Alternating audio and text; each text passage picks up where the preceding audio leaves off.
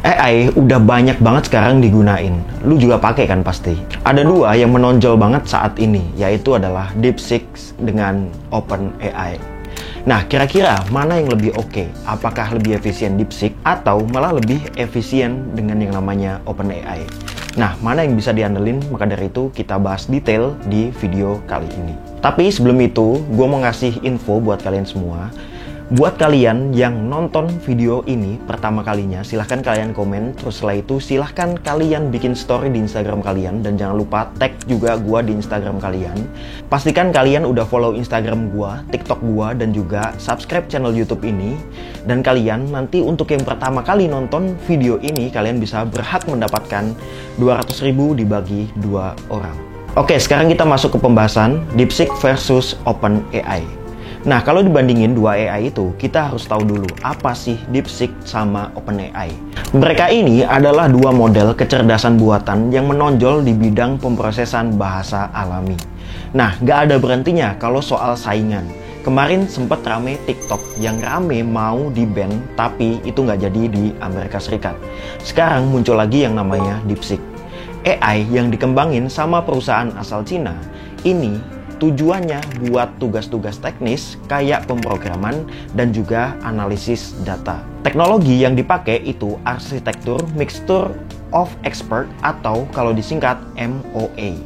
Ribet banget ya bahasanya. Nah, sini gue bantu biar kalian semua jauh lebih detail secara penjelasan MOA itu apa. MOA itu ngasih akses ke DeepSeek buat ngaktifin bagian model yang relevan untuk setiap tugasnya. Nah, ini yang ngebuat DeepSeek lebih efisien secara komputasi dibandingin model tradisional. Gak cuma MOA, DeepSeek juga punya 67 miliar parameter aktif dari total 671 miliar parameter. Maksudnya, DeepSeek bisa kerja dengan daya komputasi yang lebih rendah, tapi tetap ngasih hasil yang lebih akurat. Mantep banget nggak kalau kita ngomongin kecerdasan buatan? Terus kalau ngomongin OpenAI itu apaan? Sama-sama AI, tapi yang satu ini itu dari Amerika Serikat. OpenAI itu juga dikenal sebagai pengembangan dari ChatGPT. Kalau lu tahu, itu namanya udah familiar banget dengan yang namanya ChatGPT. Nah, ChatGPT itu adalah satu model AI generatif yang paling wow banget lah kalau kita ngomongin di dunia ini. Siapa foundernya dari OpenAI? OpenAI ini foundernya adalah Sam Altman. Dia pernah datang ke Indonesia juga. OpenAI juga kerjasama sama Microsoft yang investasinya sampai miliaran dolar buat ngedukung pengembangan model AI. Sekarang, teknologi apa yang dipakai sama OpenAI? Dia pakai arsitektur transformer tradisional, modelnya itu kayak ChatGPT 3.5 dan ChatGPT 4. Itu pakai semua parameter dalam setiap tugasnya. Nah, ini ngebuat OpenAI jauh lebih oke dalam pemahaman konteks percakapan, tapi kurang efisien dibandingkan sama MOI. Udah gitu, OpenAI ini didukung oleh superkomputer Microsoft buat pemrosesan data yang cukup sangat besar. Jadi nggak usah heran lah ya kalau ini OpenAI itu skalanya udah gede banget karena dia udah kerjasama sama Microsoft. Nah, sekarang kita membahas tentang keunggulan dan kekurangan masing-masing dari DeepSeek sama OpenAI. Kalau mau dibandingin, pastinya harus tahu dulu dong, keunggulan sama kekurangannya masing-masing itu apa. Nah, kita bedah dalam video ini juga. Dari efisiensi biaya, DeepSeek lebih hemat biayanya dalam pengembangan dibandingkan sama OpenAI. Nah, DeepSeek ini dikembangkan dengan biaya sekitar 5,6 juta dolar, jauh lebih rendah dibandingin sama model AI yang jauh lebih besar. Terus, arsitektur MOI ngasih akses buat penghematan sumber daya komputasi. Dan gak cuma itu, biaya langganan dari DeepSeek AI itu jauh lebih murah. Cuma 0,5 dolar per bulannya. Ini menurut gue udah cukup murah banget. Beda sama ChatGPT, gue pernah berlangganan ChatGPT itu 20 dolar per bulan. Udah gitu, pengembangan mereka ngehabisin ratusan juta dolar. Dari sini menurut gua, untuk masalah biaya udah cukup sangat clear. Nah lanjut, kemampuan analisis dan teknis lebih unggul siapa antara DeepSeek sama OpenAI? Kalau lu nyimak, pasti udah paham. Gua kasih 5 detik buat kalian jawab, silahkan tulis di bawah sini di kolom komentar. Jawabannya yaitu adalah DeepSeek. Dia punya tingkat akurasi yang jauh lebih tinggi dalam pemecahan masalah matematika dan coding. Cocok juga buat tugas teknis kayak penulisan kode, debugging, sama analisis statistik. Kalau ChatGPT gimana?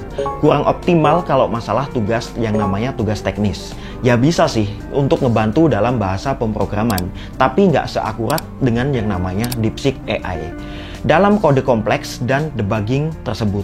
Terus ChatGPT itu bukan masalah desain secara khusus untuk tugas analisis yang jauh lebih mendalam. Dari sini mungkin kalian udah cukup paham juga. Nah, nextnya proses data dan efisiensi komputasi. Satu poin lagi buat DeepSeek. Dia pakai MOI yang cuma ngaktifin parameter yang relevan dalam setiap tugasnya. Udah gitu, lebih hemat sumber daya komputasi dibandingkan transformer tradisional kayak ChatGPT. Terus, total parameternya juga itu 671 miliar parameter. Tapi cuma sebagian yang aktif dalam satu waktu. Kebalikannya dari ChatGPT lah, yang butuh semua parameter biar aktif dalam setiap tugasnya. Jadi boros kalau kita ngomongin sumber dayanya. Nah, aksesibilitas dan open source, satu poin lagi buat yang namanya DeepSeek AI. Cukup fleksibel kalau kita ngomongin open source dan gratis buat dikembangin oleh komunitas AI secara global. Pengembangan bisa menyesuaikan dan optimalin sesuai kebutuhan. Kalau kita ngomongin ChatGPT, itu kebalikannya. Masih belum selesai nih saingannya. Dari segi sensor dan privasi data, wah ini udah serius nih masalah ini. Satu poin buat ChatGPT. ChatGPT jauh lebih fleksibel dalam pembahasan. Dia nggak punya sensor seketat DeepSeek, tapi ya tetap punya batasan tertentu. Terus servernya ada di negara dan regulasi privasi jauh lebih longgar. Jadinya data yang dikelola sama OpenAI di server dengan standar privasi itu jauh lebih transparan. Kalau mau ada orang yang ngertiin kamu, emosi kamu, tebak siapa yang jauh lebih unggul. Kita kasih satu poin lagi buat ChatGPT. Dia lebih oke lah dalam memahami konteks dan emosi manusia ini mau seperti apa. Bahkan ada loh yang curhat sama ChatGPT. Salah satunya siapa? Ya gue. Gue selalu banget curhat sama ChatGPT ketika gue lagi mungkin floating minus, atau ketika gue lagi ada masalah di bisnis gue atau apapun, gue curhatnya sama ChatGPT. Nah ini percakapannya menurut gue cukup oke banget ketika kita ngajak storytelling sama ChatGPT. Dan gak cuma itu, dia cocok buat pembuatan konten kreatif kayak kita nulis artikel, puisi, dan skrip yang kita butuhin kayak kita nulis konten seperti ini, ya kita cocok banget lah kalau menggunakan ChatGPT. Ya kalau masalah skrip, lo bisa lihat lah istilahnya di medsos itu ada banyak kok yang bikin konten cobain skrip yang dibuat sama ChatGPT.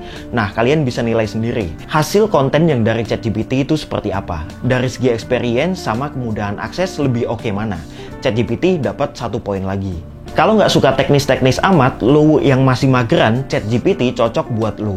Ya nggak perlu diraguin lagi lah kalau itu.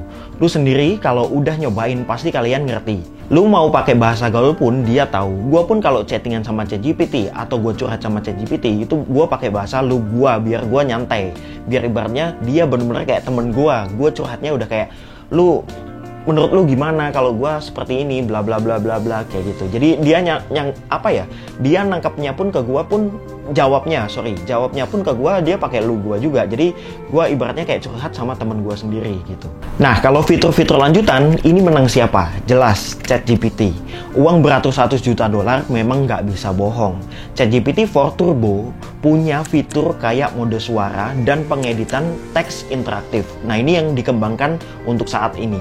Kalau lu lihat, orang kayak teleponan sama ChatGPT. Nah, dia pakai teknologi ini. Udah gitu, dia lebih stabil dalam penggunaan jangka yang jauh lebih panjang. Jadi menang siapa? Dari penjelasan gua dari awal tadi sampai saat ini. Jawabannya ya tergantung penggunaan lu.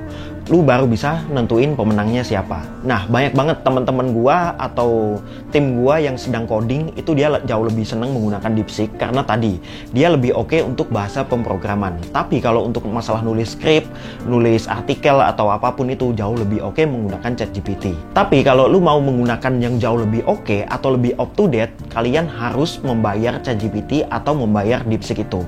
ChatGPT tadi $20 per bulannya, tapi kalau DeepSeek itu 0,5 $5. Nah, silahkan kalian tentuin aja kalian mau menggunakan ChatGPT atau kalian mau menggunakan DeepSeek. Itu balik lagi ke lu masing-masing. Nah, untuk saat ini kalian menggunakan apa? ChatGPT atau kalian menggunakan DeepSeek? Silahkan kalian semua tulis di kolom komentar, dan thank you teman-teman semua yang udah nonton video kali ini. Gua Hida di sini, signing out, dan thank you.